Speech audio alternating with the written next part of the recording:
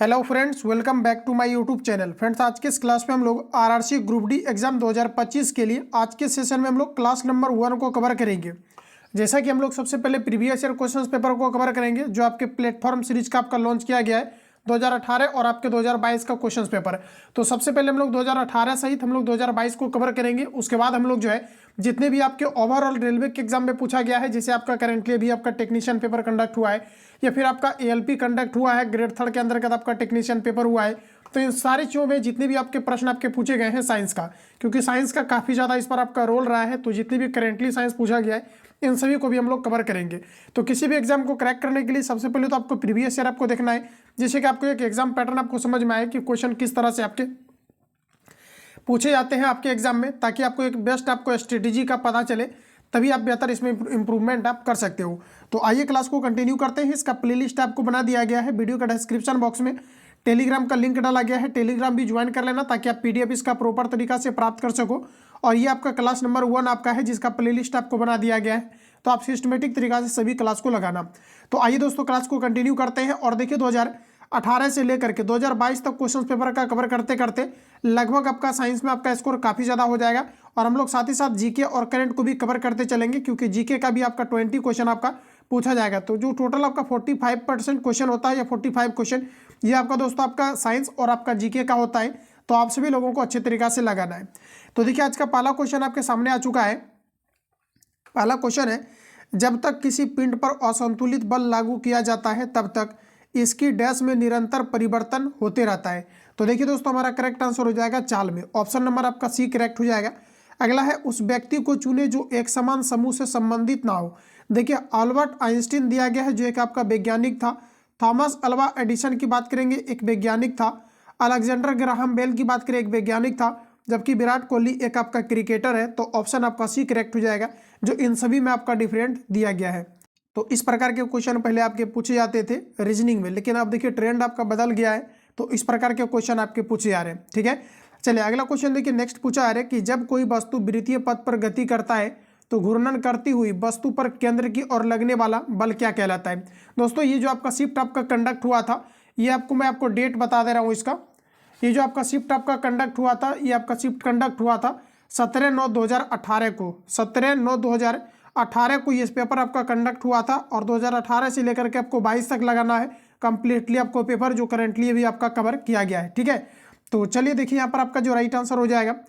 अगला क्वेश्चन की ओर हम लोग चल चुके हैं। तो कहा जा रहा है कि जब कोई वस्तु वृत्तीय पथ पर गति करता है तो घूर्णन करती हुई वस्तु के केंद्र की ओर लगने वाला बल क्या कहलाता है। तो जब केंद्र की ओर बल लगता है इसे हम लोग कहते हैं अभिकेंद्रीय बल, ऑप्शन नंबर आपका डी सही है। जबकि केंद्र से बाहर की ओर अगर आपका बल लगता है तो इसे कहा जाता है अपकेंद्रण बल। तो डी ऑप्शन आपका यहाँ पर करेक्ट हो जाएगा। चलिए अगला क्वेश्चन हमारा नेक्स्ट कुछ इस प्रकार से है कि निम्नलिखित में से कौन सा गर्म रक्त प्राणी है। गर्म रक्त प्राणी की बात करें तो आपको दिया गया है मेढक, कबूतर, मगरमच्छ, मछली। इनमें से हमारा करेक्ट आंसर हो जाएगा कबूतर। कबूतर एक गर्म रक्त वाला प्राणी होता है। तो ऑप्शन नंबर आपका डी सही है। निम्नलिखित में से कौन सा जानवर पराध्वनिक उत्पन्न कर सकता है। और देखिए कि आप इनमें से जो है कितना क्वेश्चन आप सही कर पा रहे हैं, क्योंकि शिफ्ट वाइज क्वेश्चन आपका है। उसके बाद हम लोग जो है मिक्सलेनियस को भी कवर करेंगे। तो पूछा जा रहा है कि निम्नलिखित में से कौन सा जानवी पराध्वनिक प्रोड्यूस करता है, इको प्रोड्यूस करता है। तो ऑप्शन नंबर हमारा डी करेक्ट हो जाएगा। ये आपका पारपोइसेस है, जो कि आपका परा ध्वनि उत्पन्न करता है। तो डी ऑप्शन आपका करेक्ट है। अगला प्रश्न है कि निम्न में से कौन सा विकल्प उस लवण का उदाहरण है जिसके जलीय विलयन पीएच जो 7 से आपका कम है।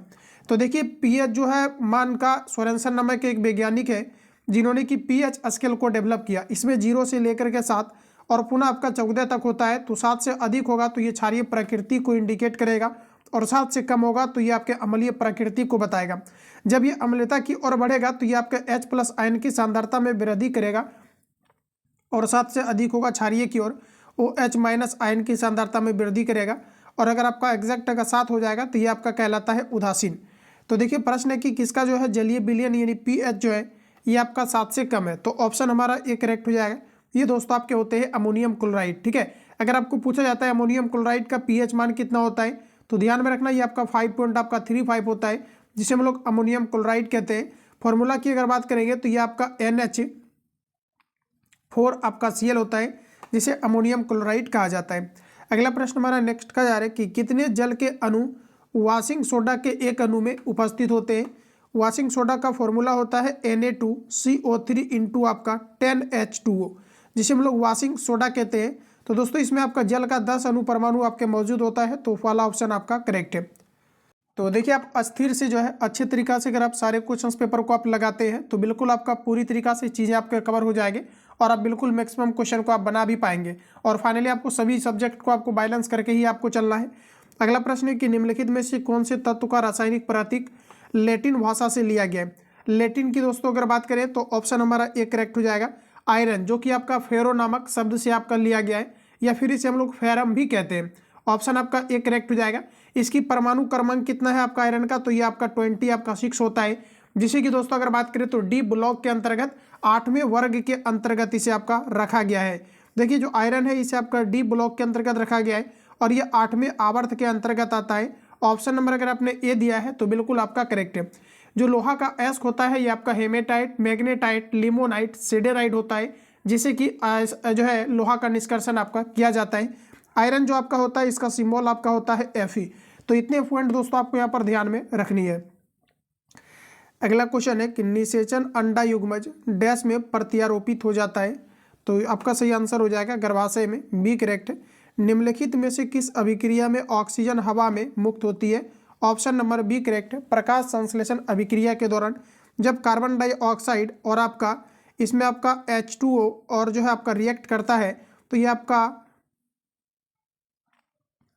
आपका जो है प्रकाश संश्लेषण क्रिया में जो कि आपका क्लोरोफिल के उपस्थिति में आपका होता है, और इसमें जो आपका बनता है C6H12 वो आपका 6 बनता है, और उसके बाद आपका यहाँ पर जल का निर्माण होता है और दोस्तों आपका ऑक्सीजन की प्राप्ति होती है। तो यहाँ पर देखिए ऑप्शन नंबर आपका यहाँ पर बी करेक्ट हो जाएगा। चलिए अगला क्वेश्चन देखिए नेक्स्ट है। अगला क्वेश्चन हमारा पूछा जा रहा है कि धातु ऑक्साइड और हाइड्रोजन का निर्माण करने के लिए निम्नलिखित में से कौन सी धातु वाष्प के साथ अभिक्रिया करती है। कौन सी धातु है जो वाष्प से अभिक्रिया करके धातु ऑक्साइड और हाइड्रोजन गैस का निर्माण करती है। तो हमारा सही आंसर हो जाएगा एल्यूमिनियम, डी आपका करेक्ट है। एल्यूमिनियम का प्रमुख अयस्क होता है बॉक्साइट कोरंडम क्रायोलाइट। एल्यूमिनियम का निष्कर्षण बॉक्साइट से किया जाता है और बॉक्साइट का फॉर्मूला होता है Al2O3 इंटू आपका 2H2O होता है। तो फैक्ट आपको याद रखना है, काफ़ी ज़्यादा आपका इंपॉर्टेंट है। कॉपर की अगर बात करें तो ये आपका Cu होता है। लेड की बात करें तो ये आपका Pb होता है जिसे शीशा कहा जाता है, और सिल्वर आपका दोस्तों Ag होता है। विद्युत का सबसे अच्छा सुचालक जो होता है ये आपका सिल्वर होता है जिसे चांदी कहा जाता है। तो इतने पॉइंट आपको याद रखना है। अगला प्रश्न है कि सामान्यतः विद्युत धनात्मक तत्व की संयोजकता कितनी होती है। वे सभी तत्व आपके विद्युत धनात्मक होते हैं जिसके बाह्यतम कक्षा में 1, 2 या फिर आपके 3 इलेक्ट्रॉन्स पाए जाते हैं।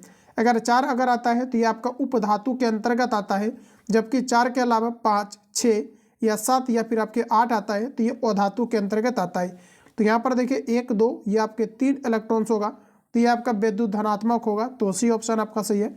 अगला क्वेश्चन है कि निम्नलिखित में से कौन सा न्यूटन की गति के तीसरे नियम से संबंधित है। न्यूटन का थर्ड लॉ कहता है कि प्रत्येक क्रिया के बीच अन्य प्रतिक्रिया होती है। अगर आप किसी भी वस्तु पर बल लगा रहे हो तो जितना आप तेजी से बल लगाओगे उतना ही तेजी से आपको झटका देगा। तो भी हमारा करेक्ट हो जाएगा। रॉकेट का लॉन्च करना न्यूटन के थर्ड लॉ पर आपके आधारित है। अगला प्रश्न है कि एक प्रकाश का जनन जिसमें एक पौधे के शरीर का हिस्सा एक नई वनस्पति को जन्म देता है उसे कहा जाता है। तो फ्रेंड्स जिसे कहा जाता है वनस्पतिक जनन या कायिक प्रबंधन भी कहा जाता है। तो डी आपका करेक्ट है। पृथ्वी का द्रव्यमान कितना होता है, इंपॉर्टेंट है, रट लेना इसको। ये आपका 6 × 10⁻24 kg होता है पृथ्वी का द्रव्यमान। तो बी ऑप्शन आपका बिल्कुल करेक्ट हो जाएगा। अगर आपको पूछा जाता है पृथ्वी का त्रिज्या कितना होता है तो ये आपके 6400 आपका किलोमीटर होता है। बड़ा ही इंपॉर्टेंट है, याद रखना। अगला क्वेश्चन है कि ध्वनि सबसे तीव्र गति से निम्न में से किस माध्यम में गमन करती है। देखिए कि आप कितना जो है इसमें से आप सही कर पा रहे हैं, क्योंकि आपका शिफ्ट वाइज क्वेश्चन है तो आपको ध्यानपूर्वक इसको अटेम्प्ट लेना है एज ए एग्जाम। पूछा है कि यदि ध्वनि सबसे तीव्र गति से किस में गमन करती है, तो दोस्तों आपका राइट आंसर हो जाएगा ठोस में ध्वनि सबसे अधिक गति करती है। अगला प्रश्न है कि निम्न में से कौन ठोस, द्रव एवं गैस तीनों अवस्थाओं में पाए जाते हैं। तो आंसर आपको लगाना है जल, लेकिन यहाँ पर जल आपको दिया नहीं गया है। तो कहीं ना कहीं अब आपको क्या करना है, तो ढूंढिए कि यहाँ पर आपका राइट आंसर क्या होगा। तो अधातु आपका करेक्ट आंसर होगा, क्योंकि दोस्तों अधातु, जैसे कि अधातु की बात करें क्लोरीन एक अधातु है। लेकिन ये फ्रेंड जो आपके पाए जाते हैं गैसीय अवस्था में पाए जाते हैं। आयोडीन की अगर बात करें तो आयोडीन एक प्रकार का अधातु है और ये आपके ठोस अवस्था में पाए जाते हैं। जबकि अगर हम बात कर लेते हैं इसके अलावा अधातु में ब्रोमीन का, तो ब्रोमीन एक अधातु है लेकिन ये आपके द्रव अवस्था में पाए जाते हैं। तो यानी अधातु तीनों अवस्था में पाए जाते हैं, तो डी ऑप्शन यहाँ पर आपका करेक्ट है। चलिए अगला क्वेश्चन हमारा नेक्स्ट का जा रहा है, किसी क्षैतिज पावर लाइन के एकदम नीचे के बिंदु पर चुंबकीय क्षेत्र की दिशा क्या होगी जिसमें पश्चिमी छोर से देखे जाने पर धारा पूर्व से पश्चिम की ओर प्रभावित दिखाती है। तो देखिए हमारा यहाँ पर राइट आंसर हो जाएगा, ये आपके वामावर्त होगा।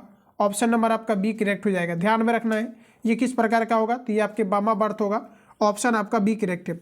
अगला देखिए यहाँ से आपका नेक्स्ट आपका कंटिन्यू होगा, क्योंकि जो आपका 2018 का पेपर था इसमें 18 क्वेश्चन आपका इस शिफ्ट में आपका पूछा गया था, जो कि आपका साइंस था। चलिए अगला क्वेश्चन देखिए नेक्स्ट आपका आ चुका है। तो देखिए अगला जो आपका शिफ्ट आपका कंडक्ट हुआ है ये आपके 17/9/2018 को कंडक्ट हुआ है। 17/9/2000 आपका 18 को कंडक्ट हुआ है। इसको अब हम लोग यहाँ से जो है कंटिन्यू कर रहे हैं, ठीक है। तो देखिए अगला क्वेश्चन हमारा नेक्स्ट यहाँ पर आपका आया है, नेक्स्ट शिफ्ट का पूछा है कि मधुमक्खी के डंक का इलाज करने के लिए, ये जो आपका पेपर है ये आपका सेकेंड आपका शिफ्ट का है, सेम डे आपका कंडक्ट हुआ है और ये आपका सेकेंड शिफ्ट का है, ठीक है। तो एक आपको स्ट्रेटेजी आपके होने चाहिए कि कैसे आपको सभी पेपर आपको खत्म करना है 2018 से लेकर के आपका कंप्लीटली आपका 2022 तक आपका ग्रुप डी का, उसके बाद आपका टेक्नीशियन और जो आपका एएलपी अभी आपका रिसेंटली पेपर कंडक्ट हुआ है इन सभी का, ठीक है। तो देखिए प्रश्न हमारा पूछा है कि मधुमक्खी के डंक का इलाज करने के लिए डैश के घोल का उपयोग किया जाता है। ये प्रश्न आपके काफ़ी बार रिपीट किया गया है। ऑप्शन नंबर आपका डी करेक्ट हो जाएगा, बेकिंग सोडा। अब देखिए बेकिंग सोडा के बारे में फ्रेंड्स आपको याद रखना है, इसका सूत्र होता है NaHCO3 होता है, जिसका केमिकल नाम सोडियम हाइड्रोजन कार्बोनेट या सोडियम बाइकार्बोनेट होता है। तो ऑप्शन आपका यहाँ पर डी करेक्ट हो जाएगा। अब यहाँ पर कुछ फैक्ट दिया गया है, जैसे नींबू के रस की बात करें तो नींबू में आपके साइट्रिक अम्ल पाया जाता है जिसका pH मान 2.2 या 2.4 रहता है। सिरका की अगर बात करें तो सिरका के बारे में याद रखना है HCOOH आपका, ये आपका सिरका हो गया। और बेकिंग सोडा आपको मैंने बता दिया हुआ है। और दूध की अगर बात करें तो दूध आपका इमल्सन का उदाहरण है और दूध का पीलापन ये कैरोटीन के कारण से आपका पाया जाता है। तो इतने पॉइंट आपको याद रखना है। और दूध दोस्तों आपका है ये एक प्रकार का आपका मिश्रण है, ध्यान रखेंगे, दूध एक प्रकार का आपका मिश्रण है। अगला प्रश्न है कि डैश एक परस्वेदी यौगिक है। आंसर लगाइए आप लोग, राइट आंसर आपका क्या रहेगा, कौन सा आपका एक परस्वेदी यौगिक है। तो हमारा राइट आंसर हो जाएगा फॉस्फोरस पेंटाऑक्साइड एक प्रकार का परस्वेदी यौगिक है। तो ऑप्शन नंबर यहाँ पर हमारा सी के साथ चला जाएगा। देखिए परस्वेदी वो पदार्थ है जो हवा से आर्द्रता को और कार्बन डाइऑक्साइड को आसानी से सोख लेता है और ये क्या होता है तो एक प्रकार का मतलब जलीय विलयन बना लेता है, इसे हम लोग कहते हैं परस्वेदी। ध्यान में रखना, अगर आपको पूछा जाता है परस्वेदी का अर्थ क्या है तो वैसा पदार्थ जो वायुमंडल से आर्द्रता और कार्बन डाइऑक्साइड को सोख लेता है और एक जलीय घोल को बनाता है, इसे परस्वेदी कहा जाता है। तो हमारा ऑप्शन नंबर सी के साथ चला जाएगा। अगला क्वेश्चन पूछा है कि जब एक गिलास पर रखे कार्ड को उंगली से धक्का दिया जाता है तो उस पर रखा सिक्का गिलास में गिर जाता है, यह कथन किस नियम को व्याख्यात करता है। तो हमारा सही आंसर हो जाएगा जड़त्व का नियम, अपने दैनिक जीवन में किया भी होगा, सी आपका करेक्ट है। अगला प्रश्न है कि परमाणु के भीतर न्यूट्रॉन द्वारा प्रोटॉन पर आवेशित जो है बल क्या कहलाता है। तो ये फ्रेंड्स आपका कहलाता है नाभिकीय बल। ऑप्शन नंबर आपका डी करेक्ट हो जाएगा। कौन सा उत्तक पौधों को कठोर और दृढ़ बनाता है, जाइलम, कोलेनकाइमा, आस्कोलेनकाइमा, पेरेनकाइमा।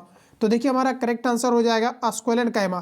कौन सा उत्तक पौधे को कठोर और दृढ़ बनाता है, ऑप्शन नंबर आपका सी के साथ चला जाएगा। चलिए अगला क्वेश्चन देखते हैं। अगला क्वेश्चन पूछा है कि निम्नलिखित में से मत्स्य वर्ग की विशेषता क्या नहीं है। आंसर बताइए, इसका सही आंसर क्या है। निम्नलिखित में से मत्स्य वर्ग की विशेषता इनमें से क्या नहीं है। तो ऑप्शन आपका डी करेक्ट हो जाएगा, अस्क्यूडो कॉलम की उपस्थिति। ऑप्शन नंबर आपका डी करेक्ट हो जाएगा। बाकी देखिए गलफड़ों के द्वारा सांस लेना, यह हड्डी उपास्थि का कंकाल का होना, यह सल्क का बही कंकाल होना, तो ये सभी हमारा करेक्ट हो जाएगा, डी ऑप्शन आपका करेक्ट। अगला क्वेश्चन है कि मनुष्यों में पाए जाने वाले प्लेसेंटा उत्तक द्वारा निम्न में से कौन सा काम किया जाता है। प्लेसेंटा का प्रमुख कार्य होता है भ्रूण से अपशिष्ट को बाहर निकालना और भ्रूण को पोषक प्रदान करना, डी करेक्ट है। ये क्वेश्चन आपके 2018 में ही इसको रिपीट कर दिया गया था, आप इसको ध्यान में रखना। ऑप्शन नंबर आपका डी दोस्तों करेक्ट हो जाएगा। चलिए नेक्स्ट क्वेश्चन की ओर चलते हैं। इसके पहले एक छोटा सा इन्फॉर्मेशन कि जो भी छात्र ग्रुप डी का बेहतर इंप्रूवमेंट करना चाहते हैं, समय अभी आपके पास है, क्योंकि जुलाई में इसका एग्जाम आपका कंडक्ट होगा। तो डेली आप एक फुल टेस्ट इसमें आप मार सकते हो ज्वाइन करके। इसके अलावा पटना में कार्यरत सभी संस्थान का A to Z आपको क्लास नोट्स प्लस आपको क्लास भी प्रोवाइड की जा रही है। इसके अलावा ऑफलाइन ऑनलाइन टेस्ट का A to Z आपको PDF प्रोवाइड की जा रही है। खास करके SK झा और खान सर द प्लेटफॉर्म का सारी चीज़ें आपको A to Z प्रोवाइड किया जा रहा है। लेक्चर वाली क्लास भी आपको मिल जाता है, साथ ही साथ विज्ञान plus GK notes A to Z यहाँ पर आपको अवेलेबल कराया जाता है। जितना भी आपका टेस्ट कंडक्ट होगा इन सभी का GK और साइंस आपको एक जगह पर कलेक्ट करके दिया जा रहा है ताकि आप बेहतर इंप्रूवमेंट कर पाएँ। जिसके लिए जो है आपका 99 आपको पेमेंट करके स्क्रीनशॉट आपको भेजना है, या तो पहले आपको कॉल या SMS करके बात करना है। इसमें दोस्तों आपके जितने भी आपका ओवरऑल आपका बुक है ये टोटल अभी आपको दिया जा रहा है, और जितने भी आपके मार्केट में बुक है ये कंप्लीटली आपको A to Z आपको मिलता है, और जो भी अपकमिंग बुक है ये आपको कंप्लीटली आपको डाला जा रहा है। जैसे यूथ पब्लिकेशन की अगर बात करें या घटना चक्र की बात करें तो सभी बुक इसमें आपको डाले जाते हैं। किसी प्रकार का एक्स्ट्रा अगर आपको बुक चाहिए होता है कॉल या SMS करेंगे तो वो आपको फ्री ऑफ कॉस्ट आपको मिल जाती है। किसी भी प्रकार का डाउट या संशय हो तो इस नंबर पर कॉल या SMS करके आप इंक्वायरी ले सकते हैं। नंबर का स्क्रीनशॉट ले लेना, ज्वाइन कर लेना, वहाँ पर कंप्लीटली आपको टेस्ट वगैरह सारा कुछ मिलता है। बिग बूस्टर का जितना भी आपका टेस्ट है SK झा का कंप्लीटली यहाँ पर आपको अभी से आपको एग्जाम तक आपको मिलेगा। लेकिन वहाँ पर अगर आप डायरेक्टली जाकर के परचेज करते हैं तो 99 आपको हर मंथली आपको पेमेंट करना पड़ता है, लेकिन इसमें ज्वाइन होने के बाद आपको अभी से एग्जाम तक आपको सारा कुछ आपका फ्री हो जाता है। चलिए अगला क्वेश्चन का आंसर कर दो।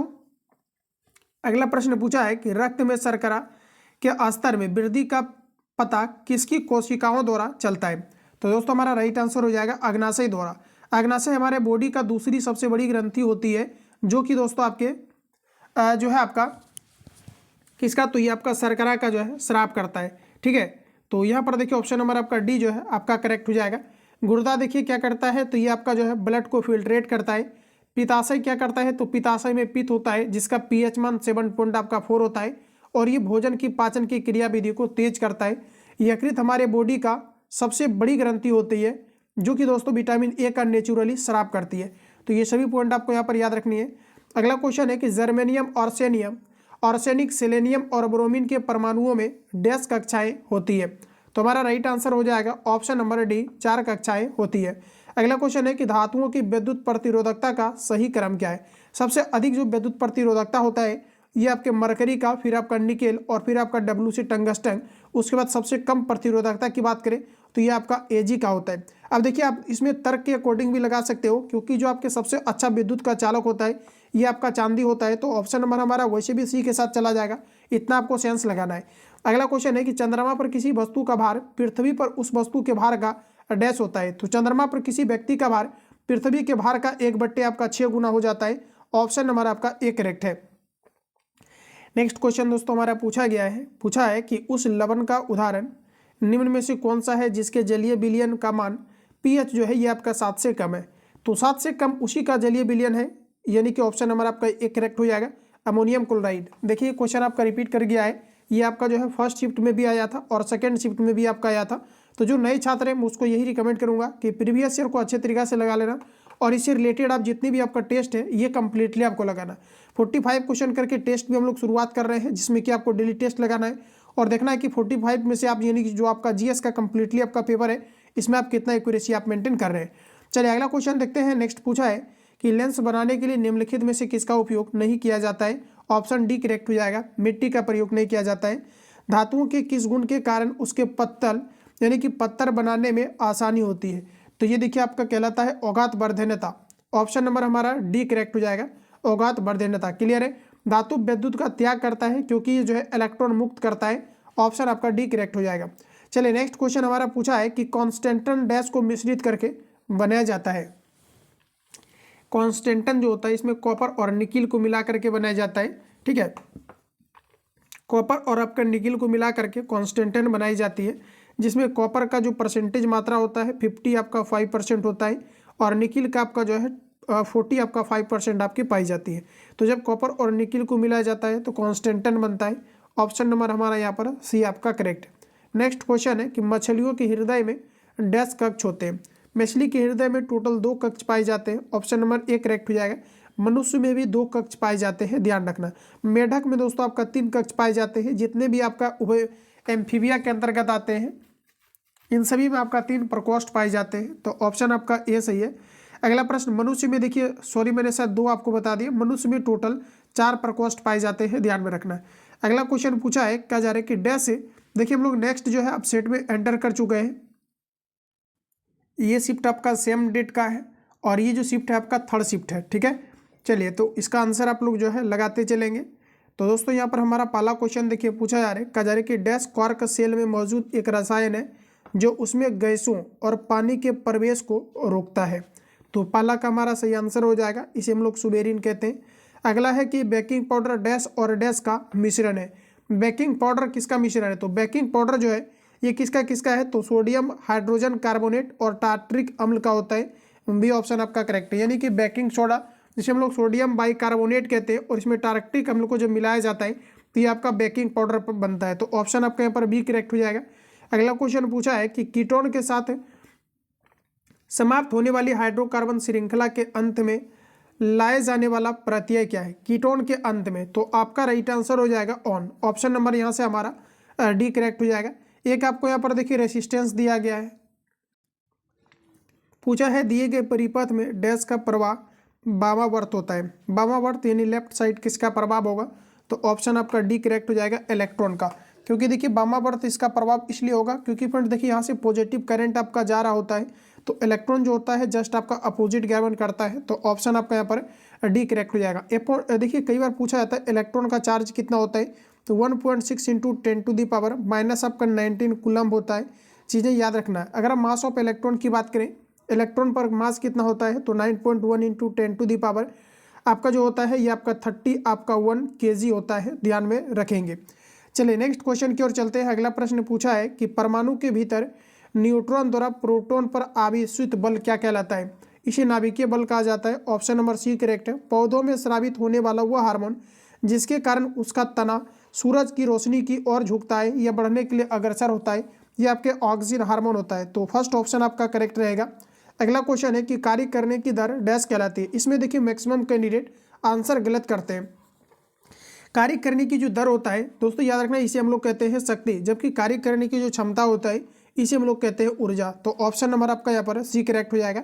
अगला क्वेश्चन है किसी विस्फोटक के कारण समुद्र के तल पर बनने वाली लहरें डैश कहलाती है। ये आपके अनुदैर्ध्य होता है। अगर आप समुद्र में जो है किसी पत्थर को मारते हैं तो इस प्रकार की जो तरंग बनती है इसे अनुप्रस्थ कहा जाता है, जबकि रेंडमली क्या होता है कि किसी परमाणु विस्फोट को कराया जाए तो वैसे केस में अनुदैर्ध्य बनता है। तो डी के साथ हमारा चला जाएगा। अगला प्रश्न है कि पहाड़ से गिर रहे किसी पिंड में क्या होती है? पहाड़ से गिर रहे किसी पिंड में क्या होती है? तो इसमें आपका गतिज ऊर्जा और स्थितिज ऊर्जा दोनों होती है। तो आपका पहला ऑप्शन करेक्ट है।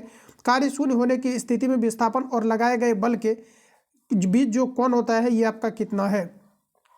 तो इसके द्वारा बना गया कोण जो होता है ये हमारा 90 डिग्री होता है। हमारा फॉर्मूला होता है W बराबर एफ एस आपका कॉस थीटा। जब कार्य होता है, कार्य का जो फॉर्मूला होता है एफ एस कॉस थीटा होता है, और जब कभी कॉस थीटा यानी थीटा का एंगल अगर 90 बन जाए तो कार्य हमारा जीरो हो जाएगा। रीजन ये कि कॉस 90 का वैल्यू हमारा जीरो होता है तो ये पूरा जीरो हो जाएगा।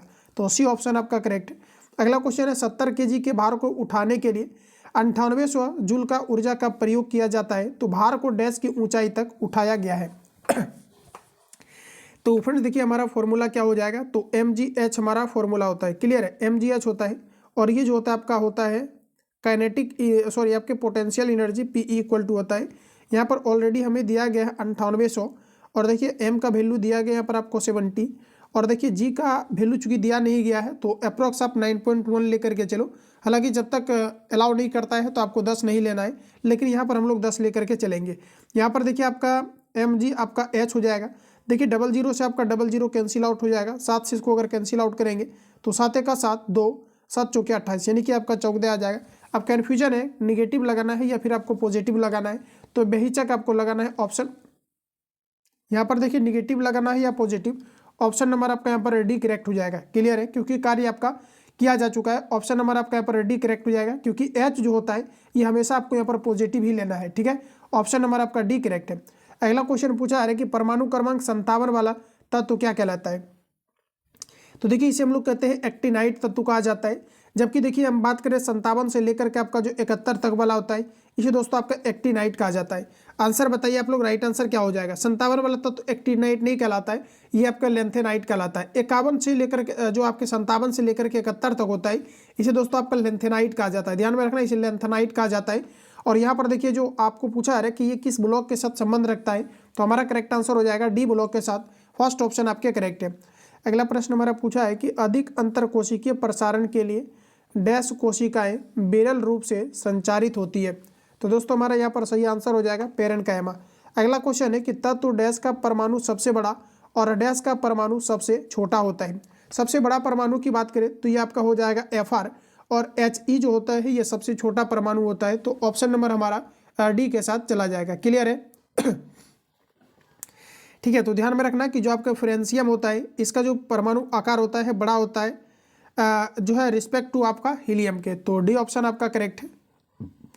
अगला क्वेश्चन दोस्तों नेक्स्ट का जा रहा है कि 120 केजी द्रव्यमान की बंदूक से 0.04 केजी द्रव्यमान की गोली दागी जाती है। यदि गोली की बंदूक के मुख से निकलने की गति 90 मीटर पर सेकेंड हो तो बंदूक की प्रतिघाती गति कितनी होगी, ये आपको यहाँ पर बताना है। तो देखिए इसका मैं आपको फॉर्मूला नोट डाउन करा देता हूँ, आप सभी लोग इसको सॉल्व कर लेना। ठीक है, इसका देखिए आपका UM इक्वल टू आपका ये आपका माइनस आपका M और आपका जो है माइनस MB आपका हो जाता है। तो इस पर रख करके आप इसको सॉल्व कर लेना, इसका डायरेक्टली आपका राइट आंसर आ जाएगा। जैसे आप इसको सॉल्व करेंगे तो इसका पहला ऑप्शन करेक्ट हो जाएगा। तो इस पर रख करके आप लोग जो है सॉल्व करना। अगला प्रश्न हमारा पूछा है किसी माध्यम में एक कण 2.5 सेकेंड में 40 कंपन पूरा करता है। तो पूछा है कि इसकी आवृत्ति क्या होगी, फ्रीक्वेंसी बताना है। हमारा जो फ्रीक्वेंसी होता है आवृत्ति का फॉर्मूला होता है एकांक समय में दोलनों की संख्या बटे आपका टाइम पीरियड। तो जैसे कि फ्रेंड्स यहाँ पर आपको दिया गया, ऑलरेडी आपको टाइम दिया गया एकांक समय, लेकिन यहाँ पर आपको एग्जैक्ट दिया गया है 2.5, 40 कंपन करता है। पॉइंट को रिमूव किया जाए तो नीचे आपका 10 आएगा। अब इसको आप लोग सॉल्व कर लो, इसका राइट आंसर आपका निकल के आ जाएगा। देखिए यहाँ पर हम लोगों ने मिस किया, क्योंकि दोस्तों हमारा जो समय होता है ये आपका नीचे होता है, क्योंकि F इक्वल टू आपका 1 अपॉन आपका टाइम पीरियड होता है, तो समय हमारा नीचे होता है। ठीक है, तो यहाँ पर देखिए समय आपका कितना हो जाएगा 2.5 हो जाएगा, और ऊपर आपका यहाँ पर 40 होगा। पॉइंट को रिमूव करेंगे तो यहाँ पर आपका 10 हो जाएगा। इसको कैंसिल आउट कर लीजिए, राइट आंसर आ जाएगा। देखिए 5 से करेंगे तो ये आपका 5 बार में, ये आपका 8 बार में, और यहाँ से कैंसिल आउट करेंगे तो 2 बार में, यानी कि आपका 16 हर्ज आपका राइट आंसर रहेगा। ऑप्शन नंबर आपको डी में दिया गया है। 25 ग्राम में सल्फ्यूरिक अम्ल के कितने मोल होते हैं। बात किया जा रहा है सल्फ्यूरिक का। आंसर लगा दो आप लोग, राइट आंसर क्या है। सभी क्वेश्चन में कुछ आपको समय लेनी है और फिर आपको यहाँ पर सॉल्व करना है। अब जैसे कि दोस्तों यहाँ पर अगर बात करें हम लोग H2SO4 यानी कि सल्फ्यूरिक एसिड का पूछा जा रहा है H2SO4 का, इसका परमाणु द्रव्यमान निकाल लेना। अब कैसे निकालना है, तो देखिए हाइड्रोजन का आपका यहाँ पर 2 हो जाएगा। सल्फर का परमाणु क्रमांक होता है कितना 16 को 2 से मल्टीप्लाई करेंगे तो निकल जाएगा 32। और देखिए आपका ऑक्सीजन का 8 होता है तो 8 दूना 16 चुके आपका हो जाएगा 64। इसको कंप्लीटली ऐड कर लेना, ये आपका 90 जो है 8 ग्राम आपका आ जाएगा। अब पूछा है, इसमें पूछा है कि कितने मोल होते हैं, तो मोल की जब संख्या पूछा जाता है तो ऑलरेडी आपको देखिए यहाँ पर आपको दिया गया है कितना 25 ग्राम दिया गया है। अब हम लोगों ने कितना निकाला हुआ है 98, इसको सिंपली डिवाइड कर लो, आंसर आ जाएगा। तो यहाँ पर देखिए इसका करेक्ट आंसर आपका आ जाएगा 0.255 आपका आएगा। अगला क्वेश्चन पूछा जा रहा है कि समूह डैश में निष्क्रिय गैसें होती है। निष्क्रिय गैस जो होता है ये आपके 18वें समूह में होता है, जैसे कि आपका helium, neon, argon, krypton, xenon, radon होता है, जिसे निष्क्रिय गैस कहा जाता है। निष्क्रिय गैस की टोटल संख्याएं 6 होती है, जिसमें किसी की एक आपका है आर्गन। आर्गन जो होता है ये वायुमंडल में नहीं पाया जाता है, जब कभी ज्वालामुखी फटता है तो वैसे केस में जो है आपका आर्गन निकलता है। नेक्स्ट क्वेश्चन दोस्तों कहा जा रहा है कि एक सेल के विस्फोट के बाद कई टुकड़े अलग अलग दिशाओं में उड़ जाते हैं, इस स्थिति में क्या संरक्षित रहता है। तो इस स्थिति में हमारा संरक्षित रहता है संवेग यानी मोमेंटम। फॉर्मूला होता है P इक्वल टू आपका mv। अगर पूछा जाता है संवेग का मात्रक क्या है तो kg मीटर पर आपका सेकेंड होता है। तो इतने पॉइंट आपको याद रखनी है। अगला प्रश्न कहा जा रहा है किसी वस्तु का चंद्रमा पर भार डैश इंटू पूछा जा रहा है कि इसका पृथ्वी पर भार होता है। तो फ्रेंड्स आपका राइट आंसर हो जाएगा 1/6।